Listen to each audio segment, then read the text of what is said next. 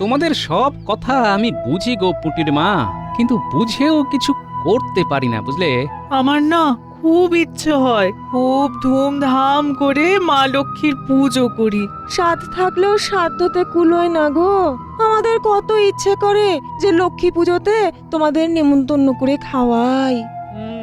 সময় তো আর চলে যাচ্ছে না গুলটের মা, দিন ঠিক আসবে। হ্যাঁ, তখন ধুমধাম করে লক্ষ্মী পুজো করো। হ্যাঁ, তুমি ঠিক বলেছ গিন্নি, একদিন ঠিক তোমাদের সময় আসবে। আর আসবে আমাদের, এভাবেই চলবে। গোপাল দাদু, কিছু একটা ব্যবস্থা করো না, যাতে করে আমরাও বেশ ধুমধাম করে পুজো করতে পারি। হ্যাঁ, গোপাল দাদু ইচ্ছে করলেই পারবে। মহারাজ গোপাল দাদুকে খুব ভালোবাসে। দেখছি, রানীমাকে গিয়ে বলবো। রানীমা কখনো আমাকে ফেরাননি, বুঝলি? মহারাজের ঘরে তো লক্ষ্মী স্বয়ং উপস্থিত, রানীমাই তো জীবন্ত লক্ষ্মী। তোমরা ঘরে বসো, আমি যাই স্নান করে আসি, রাজসভায় যেতে হবে।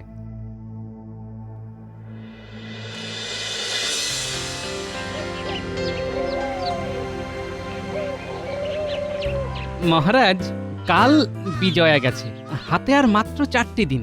হ্যাঁ গোপাল, আর 4 দিন বাদেই তো কোজাগরী লক্ষ্মী পুজো। অন্য বছরের মতো এবছরেও খুব ধুমধাম করে লক্ষ্মী পুজো হবে। জানি মহারাজ, রাজবাড়ির পুজো জাঁকজমক করেই হয়, কিন্তু মহারাজ, গ্রামের প্রজারা যখন জাঁকজমক করে পুজো করতে পারবে তখনই বুঝবেন আমাদের রাজ্য স্বয়ং সম্পূর্ণ। তার মানে তুমি কি বলছো? আমাদের রাজ্য এখনো স্বয়ং সম্পূর্ণ হয়নি? মন্ত্রীমশাই, আপনি পুরো কথাটা শুনুন, তারপর মন্তব্য করুন। হ্যাঁ হ্যাঁ গোপাল, বলো বলো বলো। মহারাজ, গ্রামের কিছু মানুষের ইচ্ছে একটু ভালো করে লক্ষ্মী পুজো করবে, কিন্তু তাদের সেই সামর্থ্য নেই মহারাজ। তাদের নুন আনতেই পান্তা ফুরিয়ে যাচ্ছে, তো মায়ের পুজো করবে কি করে? ওই জন্যই বললাম মহারাজ, আমাদের রাজ্য এখনো স্বয়ং সম্পূর্ণ হয়নি। বুঝেছি তুমি কি বলতে চাও। এই কথাটা তুমি তোমার রানীমার কাছে বলো। একটা উপায় হলেও হতে পারে। যথা আজ্ঞা মহারাজ। যাও যাও, তুমি এখনই যাও। ঠিক আছে মহারাজ, আমি তাহলে রানীমার কাছ থেকে একটু ঘুরে আসি।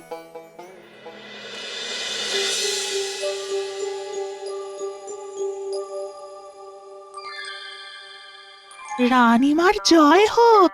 গোপাল দাদা আপনার সাথে দেখা করতে এসেছেন। পাঠিয়ে দাও।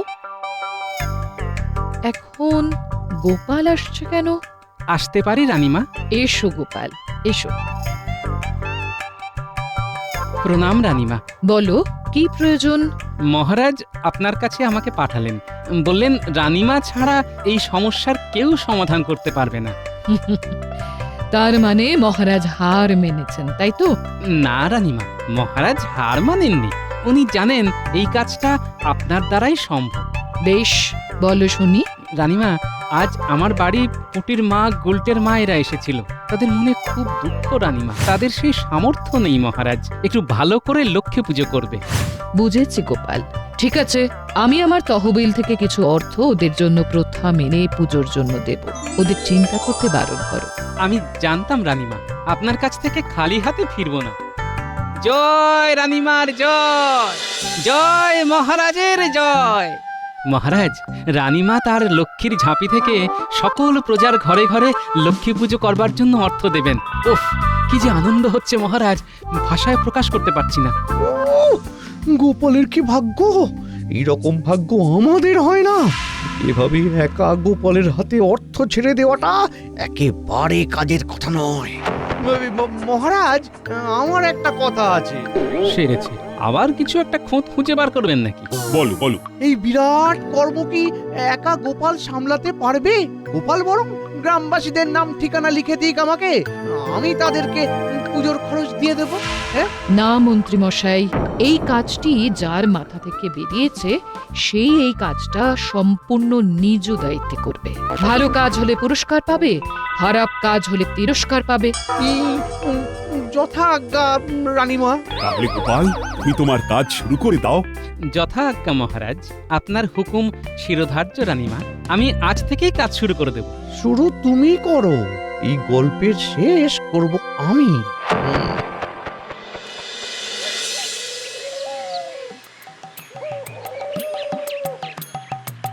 একটা দারুণ খবর আছে গিন্নি। তাই নাকি? কি খবর গো? রানীমা সকল প্রজাদের মনের মতো করে লক্ষ্মী পুজো করার জন্য রানীমার লক্ষ্মীর ঝাঁপি তুলে দিয়েছেন আমার হাতে। নে পুটি গুলটে ন্যাপলা, যা যা তোদের বাড়িতে খবর দে।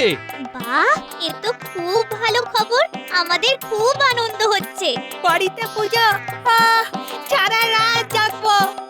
বাড়িতে ভোগ হবে, খিচুড়ি হবে, আর আর আর কি কি হবে সেটা ঠিক করে না। নিশ্চয়ই লুচি, আলুরদম, ভোলা কাকার দোকানের মালপোয়া।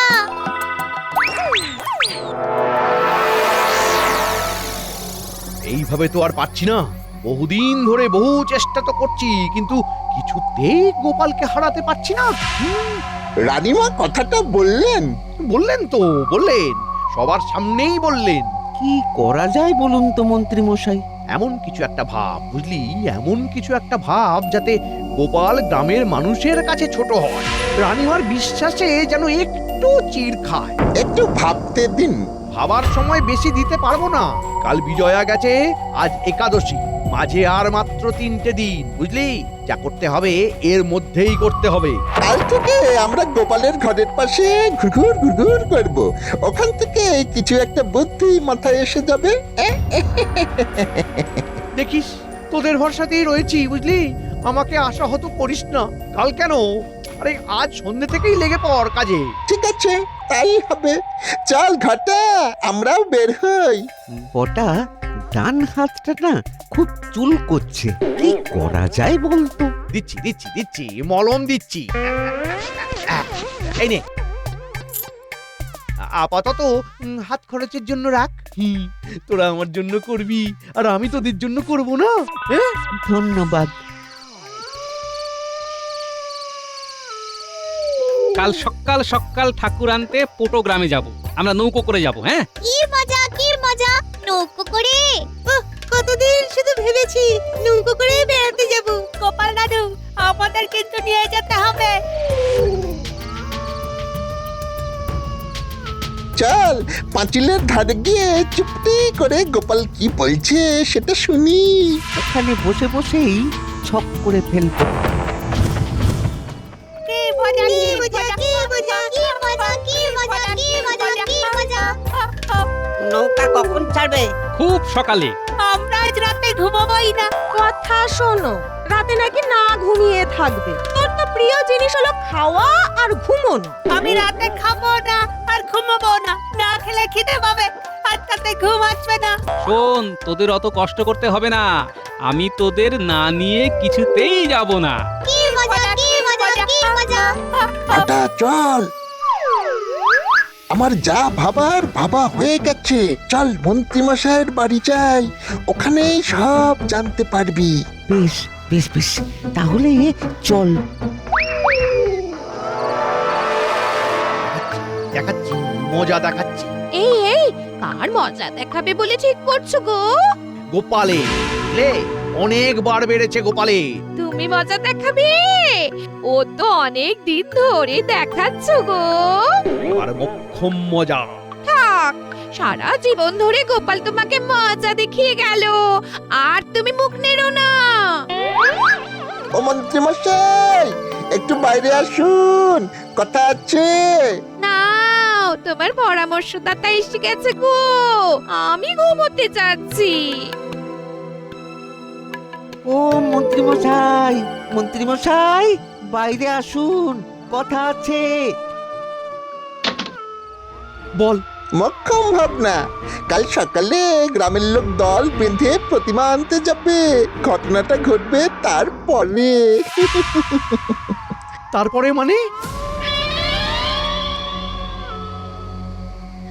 কি মন্ত্রীমশাই, কেমন বুঝলেন? অনবদ্য, অসামান্য, অকল্পনীয়, অভাবনীয়। আমি খুব খুশি হয়েছি রে। এতদিনে মনে হচ্ছে গোপালকে মজা দেখাতে পারবো। খুব ভালো ঘুম হবে আজ। আজ তাহলে আসি, কাল সকালে দেখা হবে। ঠিক আছে।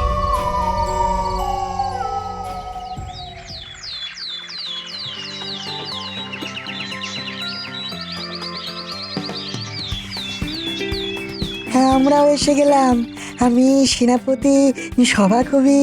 আমরা সবাই তোমার সাথে ওই কোটক গ্রামে যাব। হ্যাঁ, নদীপথে ভ্রমণ। দুটো ডিঙি নৌকো নিয়ে যাচ্ছি, তোমরা অনায়াসে চলে এসো। বেশ মজা করতে করতে ঠাকুর আনতে যাব। পথে মুখ চালাতে চালাতে যাবার জন্য এনেছি এই ছানা বড়া। বাহ, অতি খাসা। মুখে নেই ভাষা। নাও নাও নাও, সব নৌকায় ওঠো।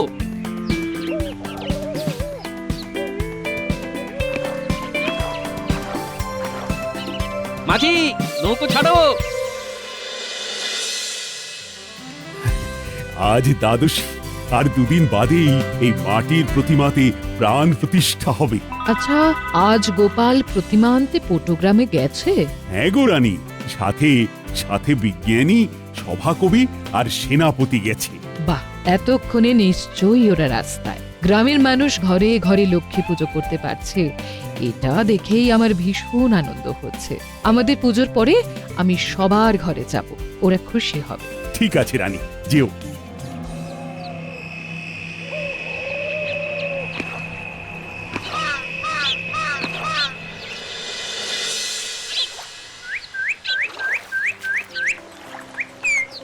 কিরে গুলটে, তোর খিদে পাচ্ছে না তো? না না, এই তো ভোলা কাকা আমাদের ছানা বড়া দিল। এই ভোলা, এই গুলটেকে তুমি আবার ঘন্টা খানেক পরে ছানা বড়া দিও, কারণ এর ঘন্টায় ঘন্টায় খিদে পায়, বুঝলে?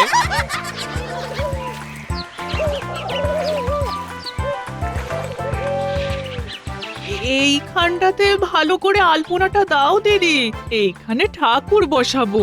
একটা সুন্দর করে কলকা কি? ঠিক আছে ঠিক আছে, আর আলপনাটা দেয়া হয়ে গেলে ওই চাঁদোয়াটা টাঙাতে হবে। আমার পরিষ্কার করা হয়ে গেছে, দেখে নাও তোমরা। বাহ, একদম ঝকঝকে তকতকে করে দিয়েছো। মা লক্ষ্মী আসছেন গো, তাকে ঠিক করে বরণ না করলে চলবে কেন? এরপরে দেওয়ালের গায়ে আলপনাগুলো তো দিতে হবে। বলো বলো আমার লক্ষ্মী মায়ের জয়।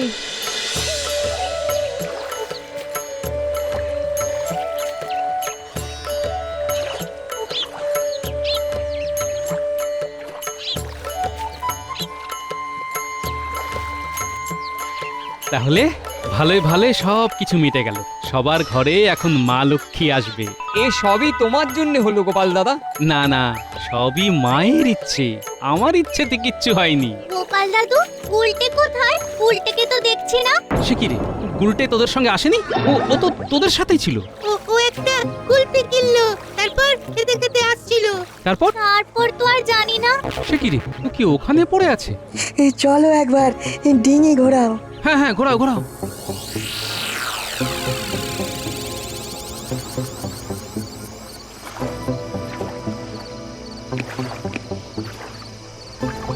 গুলটে, গুলটে, গুলটে, সাড়া দে বাবা।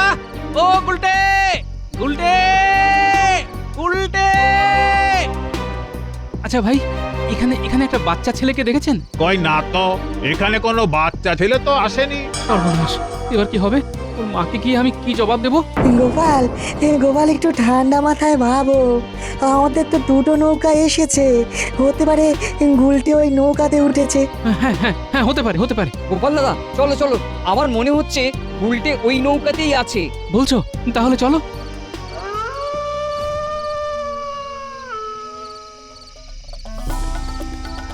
ও গোপাল দাদা, গুলটে কোথায় গেল গো? গুলটে তো আসেনি। কি বলছো গুলটের মা? গুলটে আসেনি? তাহলে গুলটে গেল কোথায়? সে আমি কি করে বলবো বলো তো? তোমার দায়িত্বে আমি আমার ছেলেকে ছেড়েছি, তুমি আমার ছেলেকে এনে দাও ব্যাস। ও মা গো, কি পরীক্ষায় ফেললে মা? আমার গুলটেকে ফিরিয়ে দাও মা। চলো গোপাল দাদা, চারপাশটা খুঁজে দেখি। আমার দায়িত্ব ছিল সবাইকে ঠিক মতো পৌঁছানোর, আমার দায়িত্ব আমি ঠিক মতো পালন করতে পারিনি। আমি খুঁজে বার করব। এই আমি চললাম, তোমরা মা লক্ষ্মীর আরাধনা চালিয়ে যাও। কেঁদো না গো গুলটের মা। গোপাল দাদা আমাদের গুলটেকে ঠিক নিয়ে আসবে, দেখো ঠিক নিয়ে আসবে। ওরে গুলটে রে, কোথায় গেলি বাবা? মা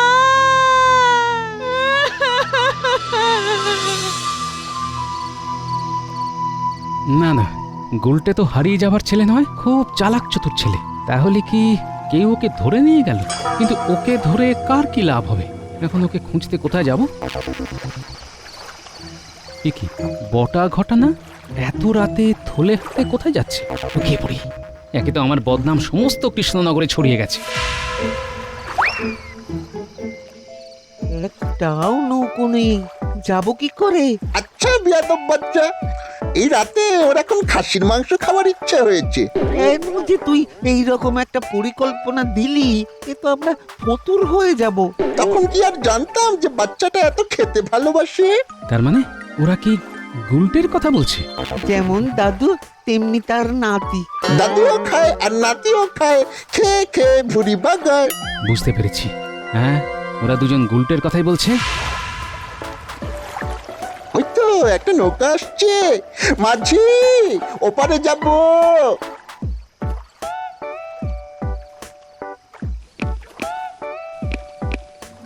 যাক, মা লক্ষ্মী আমার কথা শুনেছেন। আমাকে একবার বটা ঘটার বাড়িতে গিয়ে দেখতে হবে। মাঝি ভাই ওপারে গিয়ে একটু দাঁড়াবে, আমরা মাংস নিয়ে আসবো, কেমন? ঠিক আছে বটা দাদা। এবার আমার গন্তব্য বটা ঘটার বাড়ি।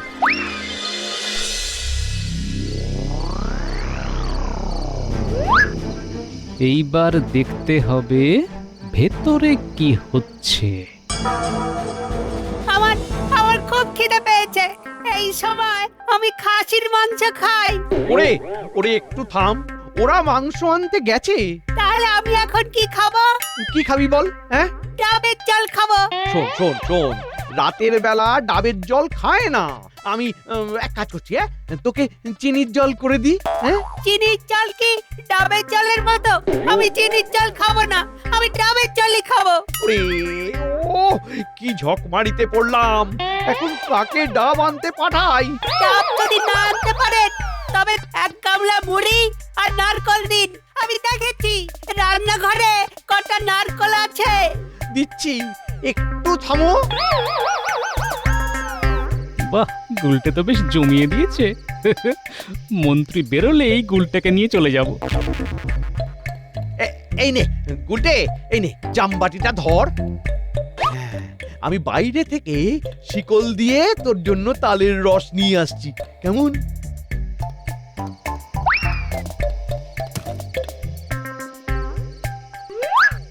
কি মন্ত্রী মশাই, আজকাল ছেলে ধরা ব্যবসায় হাত দিয়েছেন নাকি? তুমি? হ্যাঁ, আমি।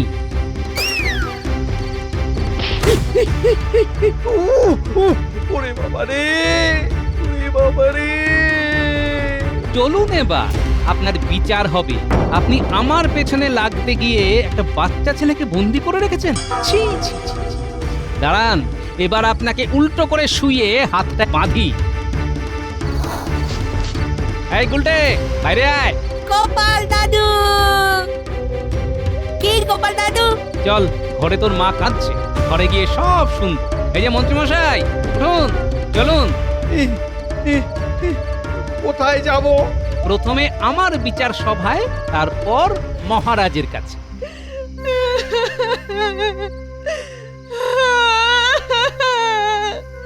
আমার ছেলেটা কোথায় গেল? গোপাল দাদাকে দায়িত্ব দিলাম, গোপাল দাদা আমার গুলটাকে রেখে চলে এলো। আমার গুলটাকে আমি আর ফিরে পাবো না।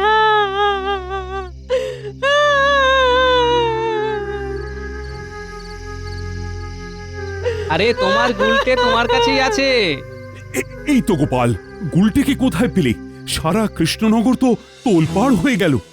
আর মন্ত্রীকে এইরকম করে বেঁধে রেখেছো কেন? এই মন্ত্রী মশাই আমাকে খাবারের লোভ দেখিয়ে বটা কাকা আর ঘটা কাকার ঘরে বন্দি করে রেখেছিল। আমার খুব শিক্ষা হয়েছে, আর কোনোদিন খাবার লোভ করব না। বটা ঘটা কই? বটা ঘটা তো গুলটের জন্য খাসির মাংস আনতে গেছে। মহারাজ, ঘাটের কাছে প্রহরীকে পাঠিয়ে দিন, ওদের আসবার সময় হয়ে গেছে। প্রহরী, যাও তো যাও, তোমরা বটা ঘটাকে বেঁধে নিয়ে এসো। যথা আজ্ঞা মহারাজ। ছি ছি ছি মন্ত্রী, শেষে কিনা গোপালকে ছোট করবার জন্য একটা বাচ্চা ছেলেকে খাওয়ার লোভ দেখিয়ে বন্দি করলি। আমার ভুল হয়ে গেছে মহারাজ। দাও দাও নাক্ষর দাও, নাক দিতে দিতে কারাগার পর্যন্ত চলো। তোমার এই চোখা নাক আমি ভোঁতা করে ছাড়বো। দাও দাও।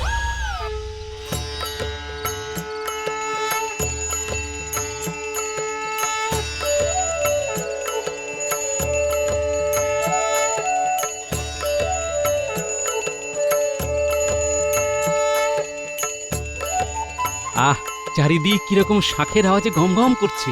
গ্রামবাসীরা মায়ের পুজো করতে পেরে আজ খুব খুশি।